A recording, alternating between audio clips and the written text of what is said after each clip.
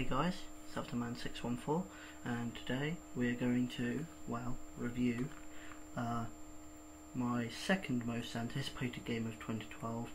My first anticipated game is Resident Evil 6, but this is my second most anticipated, which is Resident Evil Operation Raccoon City, which I do not own. I've rented from Blockbuster and I just finished it about 5 minutes ago, and it's a bloody hard game, I can tell you that much, but I'll get into the specifics a bit later into the review. This probably might go on for a bit and might span 2 parts, because I'm going to go over every single mission, and I can only go over the Kill Leon ending because I didn't do the Save Leon ending, because, you know, if this is a what if story, I want to know what happens if I kill Leon, and you know, it kind of spirals, because that definitely couldn't have happened with the Kill Leon ending, because Claire gets shot in the head. So yeah, spoiler alert, sorry, this will be full of spoilers, sorry about that, but you probably read that up on the Resi Wiki.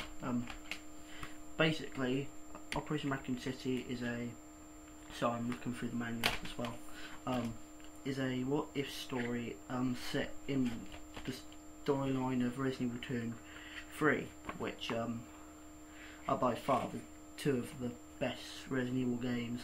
Basically, my favourite is 2 than 1 and 3, if you know what I mean, because they're really good games. And then of course Code Veronica, and then I'd say next would be 5, and then this and 4. I don't like 4 that much, and you know, remake and everything, but you know, I don't really rate them by how much I really like them, I just like them.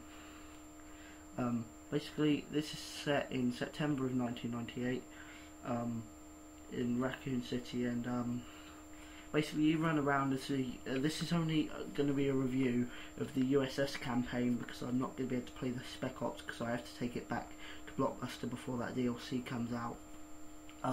Because you know, I've been really looking forward to all this. So, and then I found out that I only get 1 campaign to play, which is actually pretty short, and I felt a bit cheated there, but it's fine, because I do like the game and I think it's very good. So basically you run around the USS doing Umbrella's dirty work, you know, cleaning up all the survivors and all the evidence. And basically in the first level you are in Resi 2's labs, and you are basically going through shooting at Birkin, with the guy with the big eye on his arm who had the G-virus, and you're with Hunk. You are with Hunk, and apparently it's the bit where he goes and takes G-virus, and these are probably all the people that are outside, but it's kind of describing the cutscene that all the people that Hunk was with went down into the sewers and got killed, because he was actually with a platoon and not with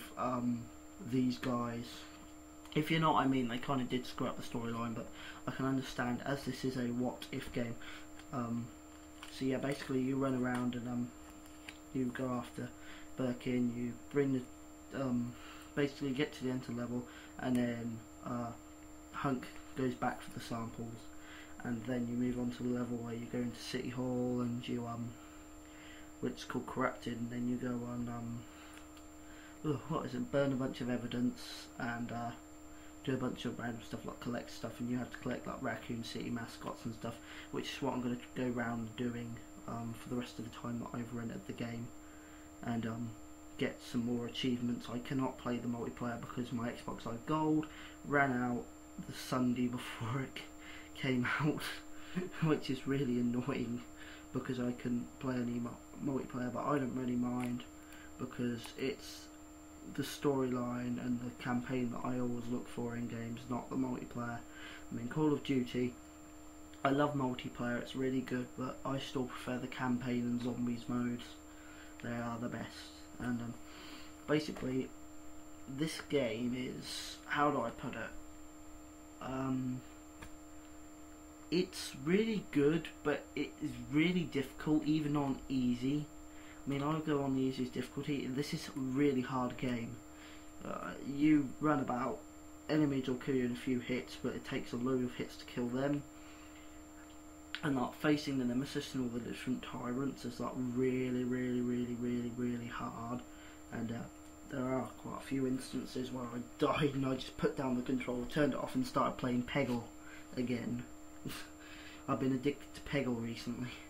So yeah, it's a pretty hard game if you want to play it, because it just throws so many enemies at you. I mean, I liked Resi 5 because you had a nice arsenal and it was a tiny bit scary with that things just dropping out of nowhere. This one tries to be scary, but it never was scary. The only times I ever really felt scared of it was when, you know, I ran out of ammo and all I had was my knife and I had all these bloody crimson heads coming around me, and I was like, oh shit, I'm going to die, because I had no first aid sprays, no green herbs and no uninfection things, so I would be screwed. That's really the only piece of scariness you're really going to get out of the game. Excuse me, guys.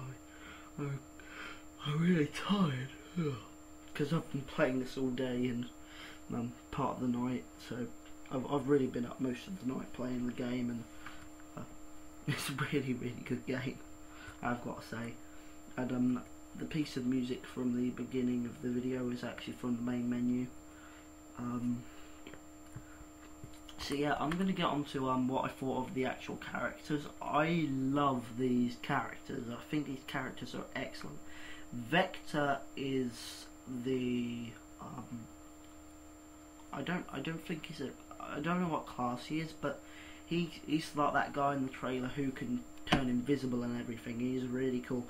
He's the guy I only spent most of the game playing as him because he could turn invisible, and I thought that looked really cool. And then I played most of the game as Bertha, who's the medic who can hold a lot more first aid sprays and other things if you upgrade her so willingly.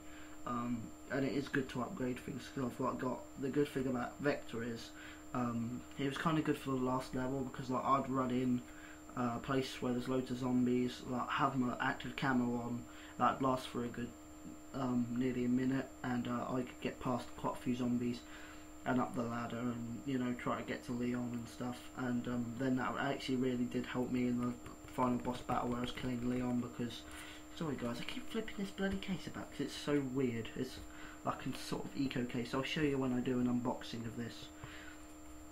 So yeah, that cloaking ability is really good, and I mean the weapons, they're hard to get because you need quite a lot of experience, but I did hack through part of the game to get the Samurai Edge, because I really wanted the Samurai Edge, because, you know, it's the Stars handgun, the handgun, the handgun of all handguns. This is the Samurai Edge, and then of course you've got the L-Hawk, which I'm now trying to get, but I want to get the Riot machine gun next, because I want to go through the game again on normal to get like other achievements and stuff, and you know, I'm basically going to play this game to death until I have to take it back, which then I'll probably be moving on to finishing off either Silent Hill or playing a lot more Resi 5, just randomly getting achievements and playing Mercenaries till I get every single weapon, infinite ammo, because I've basically finished Resident Evil 5 completely. Where were we again? Oh yeah, characters. So that you've got Vector, who's as I said, can turn invisible and everything, and then you've got Bertha, who is the medic. You've got Lupo, the team leader, who's the assault class, and you've got Spectre, who is the surveillance class, who is, I gave him a sniper and I think he was pretty good with it. And then you have Beltaway, who's the demolition, he like has trip mines and stuff. And then you have Four Eyes, who is the field technician, I think, and you can like make program things apparently in the multiplayer. Sorry guys for that random noise. Somebody was opening up the door and gave me back my iPod, so because I let people in my house borrow my iPod, so yeah. Where was I? Oh yeah, I was talking about Four Eyes. Four Eyes is like a field technician, and you can like program things. And then who else is that? I think that's it. Spectre, Four Eyes, Bertha. I forgot his name, Vector,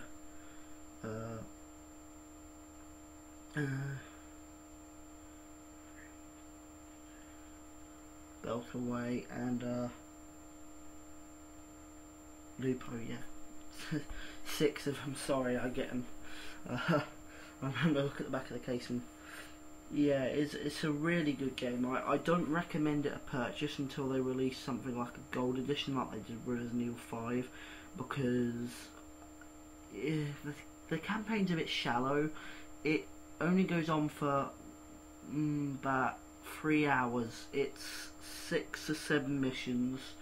The missions will only take about half an hour,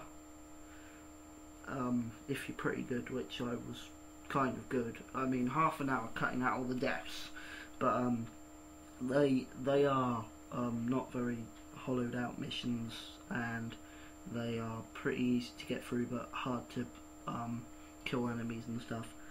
So I basically found my way just running through levels, gunning down people, and stabbing them in the face. I mean, I love the close quarters combat, which is something that they added in, which I thought was pretty cool, where you can like hold the B button and you can like bring people down into a pose where you put the gun on their face, and like you can hit them around the face or you can shoot their head off, which really helped in the last boss battle where I got Bertha and Spectre, and I just went up to them, pulled them down, shot off their head, then went after Leon and killed him. Yeah, I knifed him quite a bit as well, and I like the close quarters combat, but there's one thing that I thought was okay but turned it into a bit more of a Gears of War clone, which is the cover system and being able to move while shooting. I was okay with the idea of moving while shooting, but I just didn't think it felt right. It made it feel very un-Resi-ish, and it just felt like they took Gears of War 2, slapped a bunch of Resi characters on it, and added the tyrants and all that sort of stuff. It really did feel like Gears of War 2 mixed with Bioshock 2, because in the end of Bioshock 2 you have to make a giant choice thing that affects the whole game basically. Well, the whole ending of the game in a way, even though it doesn't really make much sense to have them right at the end of the game. It would make more sense to have them in the middle of the game, which that would then affect the end of the game, but if you know what I mean.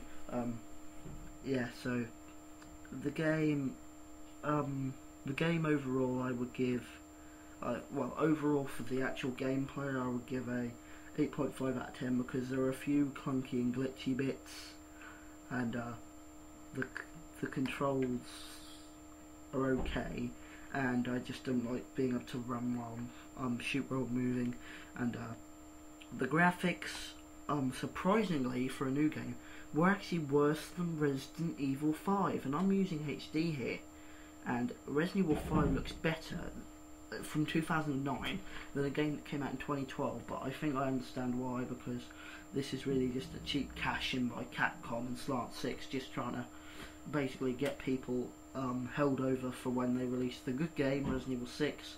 Let's hope that actually goes back to actual survival horror instead of, oh look, I've got millions and millions upon millions of guns and I can shoot down whatever the hell I want, which kind of annoyed me about Resi 5, but I still thought it was a good game. The music, I love this soundtrack. I hope they release this soundtrack on CD over here in England.